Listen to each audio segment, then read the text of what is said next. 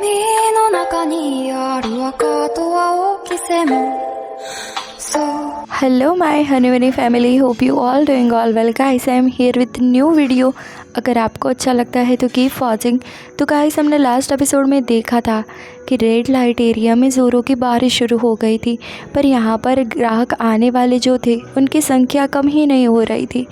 सारे लोगों को बस अपनी भूख मिटानी थी, पेट और शरीर की। उनको कोई मसला नहीं था कि यहाँ पर बारिश हो रही है या फिर नहीं, धूप छाँव, ठंड गर्मी या फिर सुबह शाम, बस एक ही चीज़ जो उनको चाहिए थी। यहाँ के लड़के, सुंदर सुंदर लड़के। यहाँ पर हम देख पाते हैं कि सिविलियन भी बाहर बैठा हुआ था और गैजेट को छील रहा था और मन ही मन में बहुत ज़्यादा दुखी था और अपने जीवन के बारे में सोचे जा रहा था कि मेरे में सामाजिक कौशल विकसित ही नहीं हुआ है, शायद मैं कस्टमर को अच्छे से ट्रीट भी नहीं कर पाता हूँ। इसका रीज़न ये भी हो सकता है कि मैं बाहरी लोगों से बहुत ज़्यादा कटा हुआ हूँ। मेरा पालन पोषण शायद यहाँ पर हुआ, इसीलिए मैं ऐसा हो गया हूँ। और ये सोचकर मन ही मन में दुखी हो रहा था। उसको ये सब नहीं करना था। तभी हम देखते हैं कि वहाँ पर कोई आता है और शिवलिंग को देखकर बोलता है, हे तुमने शायद जैसन के कपड़े पहने हैं, है ना? क्योंकि शिवलिंग ने जो कपड़े पहने थे ना, वो प्रोस्टिट्यूट के थे। जो भी लड़के इस तरीके की पोशाक में खुद को तैयार करते थे, इसका मतलब ये यहाँ के प्रोस्टिट्यूट है और वो कस्टमर को लुभाने के लिए अपने आप को बहुत सजा धजा कर तैयार करते हैं। और ख़ास करके एक फूल होता था जो कि बयां करता था कि कौन देने वाला है और कौन लेने वाला है। अगर उसने अपने सर पर एक फूल रखा हुआ है और ख़ुद को बहुत सुंदर तैयार किया हुआ है, इसका मतलब वो देने वाला है। और जो छाता लेकर घूमता है, जो अपने आप को रॉयल दिखाता है और पैसा लेकर आया होता है अपने शरीर की भूख मिटाने के लिए, वो व्यक्ति अपने साथ छाता रखता है। और यहाँ का एक नियम था, अगर आप लेने के लिए आए हैं तो आपको कोट पहनना ज़रूरी है, जिससे कि डिफरेंस मालूम पड़ेगा कि आप देने वाले हैं या फिर लेने वाले हैं। अगर यहाँ पर सिर्फ़ और सिर्फ पीच फल खाने के लिए कोई आता था तो उसका भी एक अलग कोड था। आपको अपने हाथ में एक चिन्ह बनाकर आना पड़ेगा और जैसे ही आप रेस्टोरेंट में अंदर एंटर होते हो, आपको अपना हाथ दिखाना पड़ेगा। हमने देखा था कि शिवलिंग बाहर पर बैठा हुआ था, तो वहाँ पर एक आदमी आता है और वो बोलता है, हे तुमने जैसन के कपड़े पहने हुए हैं, इसका मतलब तुमने प्रोस्टिट्यूट के कपड़े पहने हुए हैं।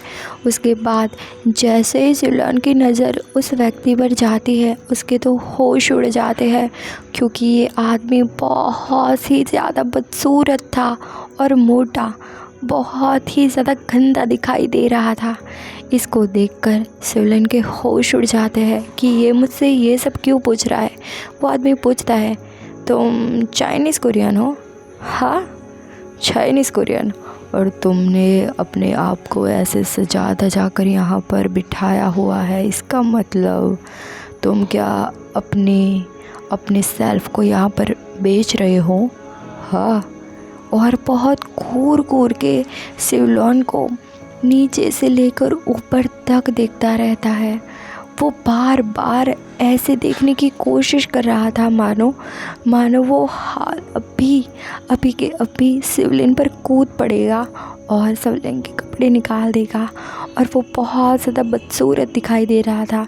शिवलिंग के तो होश उड़ जाते हैं। उसको ऐसा लगता है कि कहीं ये मुझे इसलिए तो नहीं पूछ रहा है ना कि वो मेरे साथ सोना चाहता है। पर वो मन ही मन में खुद को समझाता है, नहीं, ऐसा मेरे साथ नहीं हो सकता। वो प्रे करने लगता है, प्लीज़ आज की रात इसके साथ मुझे ना बितानी पड़े, प्लीज़ आज की रात नहीं। आज की रात मैं किसी को भी अपनी बॉडी देना नहीं चाहता। काश ऐसा ना हो। ये कुछ और बात करे, कुछ और के बारे में पूछे। प्लीज़ तू किसी और को देख, किसी और के देखने लगे, प्लीज़ मेरे सामने मत देखे। शिवलिंग को ये आदमी बड़ी गंदी नज़र से देखने लगता है और एक घटिया सी स्माइल पास करते हुए बोलता है, वैसे ये क्या कर रहे हो तुम अपने हाथ में? मुझसे कुछ छुपा रहे हो या फिर मुझे दिखाकर मुझे सिड्यूस करना चाहते हो? हाँ, मैं तो सिड्यूस हो गया पहले से तुमसे। वैसे तुम्हारे पैर बड़े छोटे हैं पर प्यारे हैं बड़े प्यारे हैं तुम्हारे छोटे छोटे पैर, मुझे दिखाई दे गए। तुम्हारे पैर तो लड़कियों से भी ज़्यादा सुंदर है। हाँ, क्या करते हो ऐसा इसके साथ?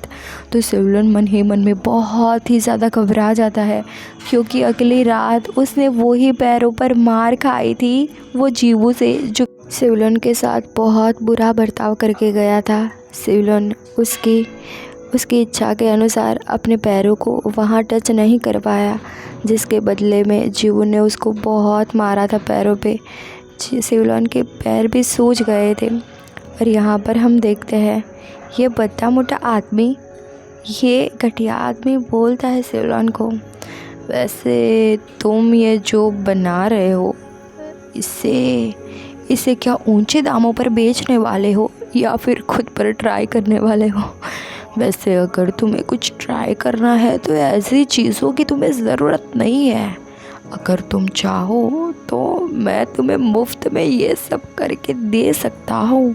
फिर वो आदमी शिवलन को बोलता है, वैसे जो तुम्हारे हाथ में है उसको देखना बड़े प्रभुत्व का काम है। तुम्हारे भाग्य तो बड़े अच्छे हैं। हाँ, तुम्हें तो बहुत डिफरेंट और तरह तरह के देखने को मिलते होंगे। ये बोलकर वो ज़ोर ज़ोर से हंसने लगता है। फिर वो आदमी शिवलन को बोलता है, क्या तुम फीमेल सिंगर हो क्या? पर यहाँ पर तो शिवलन के होठों पर तो मानो ग्लू चिपक गया, तो वो कुछ बोल ही नहीं पा रहा था। इसको इस आदमी से बड़ी गंदी वाइब आ रही थी। और हाँ गाइस, एक दूसरी बात, ये जो गैजेट बना रही है उसे फीड भी कहा जाता है।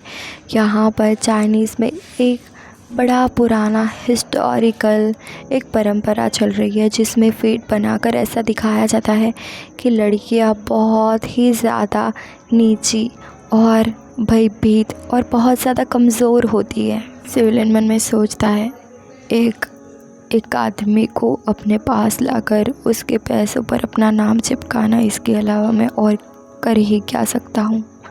मेरा जीवन यही है। यहाँ पर शिवलन इस मोटे आदमी को देखते हुए मन में महसूस करता है, उन्होंने रेशम का कपड़ा पहना हुआ है और उनसे जो सेंट आ रही है, जो खुशबू आ रही है, वो अच्छी भी लग रही है थोड़ी बहुत, जो कि रोमांचित कर रही है।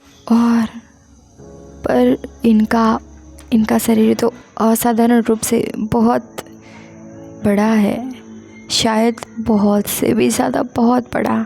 क्या मैं इन्हें झेल पाऊँगा? तो गाइस, ये एपिसोड यहाँ पर ख़त्म होता है।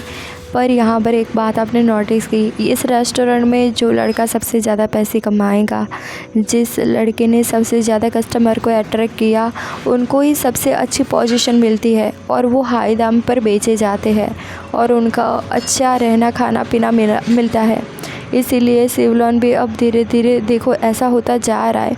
बस मैं तो यही प्रे करती हूँ कि इसके लाइफ में बहुत जल्द एक मस्त लड़का आ जाए और वो उसके साथ चला जाए।